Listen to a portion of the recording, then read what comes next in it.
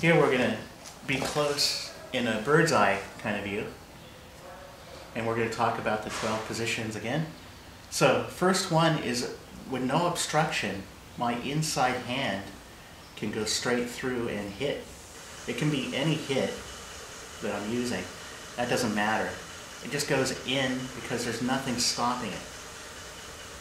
Same thing, my outside hand, because I have 3 parts of my arm, from hand to wrist, from wrist to elbow, elbow to shoulder. I want the elbow heavy, not my forearm. My forearm is like a spaghetti. So when I push his arm across, I've controlled with my elbow, but my hand is still relaxed, able to throw the different techniques in. This is number 1. This is number 2. We're on a 180-degree angle. Now this arm here, even though I push this arm across, could hit me in the ear. So I want to be able to control that arm. So how I do that is by putting this one across his arm in Chun at a 90-degree angle. Now he can't raise his arm up anymore. You see? So if you try to lower his arm, this one would hit again. But still, even with Chun, it's a little bit dead. So I want to add a pull to it. We control the person by pushing or pulling. This is position number 3. I pull him in as I cut his arm out. Again, pull him in as I cut him out. This is going to give me greater control and ability to trap. Now, because his left arm is getting pushed by my elbow, I can control it with one hand. Now, one hand covers 2 hands. This is a major part of Wing Chun. One hand controlling 2 hands. And again, I can hit any way I'd like. The technique is not important, but the principle is what's important. Now you notice this hand here in number 4 is a little bit dead, right? A little bit dead in number 4 here. So what I do is I add a pull. I pull him into it. So now I've combined impact forces, and still his arms are pulled out to the side. You see? As this arm gets pushed across, this hand here takes over and pulls it. Okay, so next, we can trap the arms on this horizontal plane going into the person, doing our 180 degrees, where we can hit with either hand, and he can do the same to me, right? We want to now control with the horizontal 90-degree angle going across his arms. This is usually done by pinning. I use my gum sao or on sao. I pin and hit. Notice I go up the middle because his arms are still on the side, and I can alternate my arms without allowing his arms to come in. Again, notice I pin this arm, and I can keep pinning it as I'm hitting. Mainly this is done with the elbow, but you can use the hand. My elbows are pinning as I'm hitting. Now, this is good, right?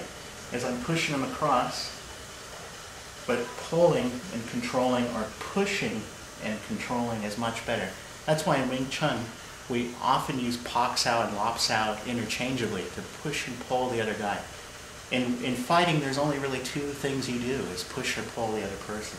And we're working on the horizontal 90 trap with pinning hand on Sao.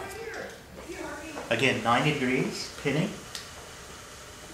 Now this hand on the inside can circle and pin his arm and come up the middle. Again, on Sao on the inside hand coming out, pushing his arms across and pinning and hitting. So we call this Hyun and Gum Sao, or Hyun on Sao, hit. Now like we said before, depending on his arm placement, I can hit up the middle, I can hit on the far inside, and I can hit on the far outside, just depending on where his arms line up. For example, if I have his arms here on my shoulder, I'm still trapping 90 degrees, and I'm hitting with this hand. Remember, the principle is what's important, not the technique. So again, this hand comes across, I hit, and then I can alternate hit because his arms are being cut out by my second part of the arm, my elbow. Alright, horizontally, I can also control him here by pinning this arm and covering this arm, almost a Bong Sao position, Lon Sao position, You can call it what you like. Sometimes the hand will be here, I hit on the inside. Sometimes the hand will be here, I hit on the outside of it. Again, I can pin him straight, hit, and I can pin him if his arm's a little bit over here, I can hit on this side, it doesn't matter. These positions, like this one for number 6, are very important, okay? Last but not least, I can pin his arms going vertically with my arms. So for example, if I start out on the inside, this is Quan Zao. Almost the same idea that we did before, but now my arm is vertical to his arm. Notice I'm at 90 degrees to his arm, vertically. Now I can hit again, easy, right? I can pin him, hit, easy, right? I can pin him and hit. It doesn't matter the technique as long as I control this space. The angle is what's important, not the technique. Also, if I'm on the outside of his arms, I can Gan Sao, Po Pai. Gan Sao, Po Pai. I can control his arms by sweeping him away and then giving him the Po Pai. Same thing with Quan Sao. I sweep his arms away, Po Pai. Sweep his arms away. Now Quan is, your arm's not lined up, you have to turn it over and then Po Pai. Gan Sao, your arm is already lined up for Po Pai, so with the Po Pai, the Gan Sao is a little bit easier to use. If I use my Quan Sao, I have to turn my bottom hand over. My bottom hand turns over. Alright? So these basic positions are the fundamentals of Wing Chun.